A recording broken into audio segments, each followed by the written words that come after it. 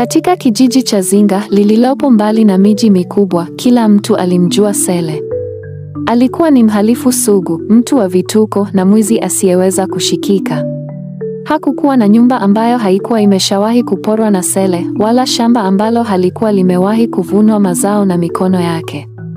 Sele alikuwa kijana wa makamo mwenye umri wa miaka 30.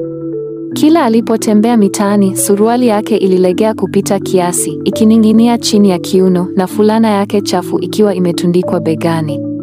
Kilichowafanya watu wamkumbuke zaidi ni upara wake uliong'aa mithili ya kioo, na tabasamu lake la kejeli kila alipotazamana na mtu aliyemwibia.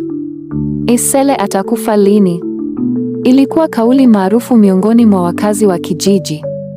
Kwa miaka mingi, wanakijiji walijitahidi kumpiga na kumwadhibu, lakini walishindwa. Wakati wowote alipokamatwa na kupigwa hadi kupoteza fahamu, watu walipoamini kuwa amekufa, kesho yake wangemwona akitembea mitaani, akiwatabasamia kana kwamba hakujawahi kutokea chochote. Siri yake ilihifadhiwa vizuri, siri ambayo hakuna mtu aliyewahi kuitambua. Sele hakuwa mhalifu wa kawaida. Nguvu zake zilitokana na mjomba wake, Bwana Bobo, mchawi wa kutisha wa kijiji cha Zinga. Bobo alikuwa mtu mwenye miaka zaidi ya 60, mwenye mvi nyingi kichwani na macho makali yaliyotia hofu. Kwa nje, watu walimjua kama mmiliki wa genge la vyakula, lakini wachache walijua kuwa biashara yake ilikuwa ya kichawi.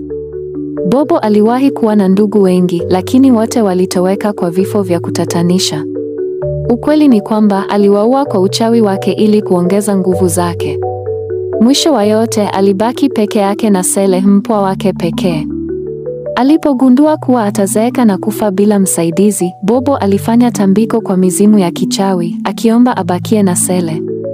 Mizimu ilimkubalia kwa masharti kwamba Sele hatakufa hadi siku yake ya mwisho iwe imefika.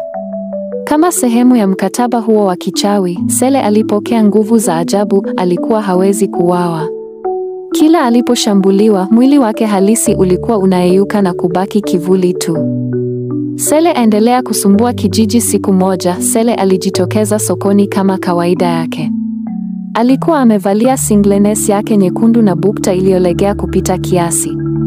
Macho yake yaliangaza tamaa huku akiwatazama kina mama waliokuwa wakihangaika kuuza bidhaa zao.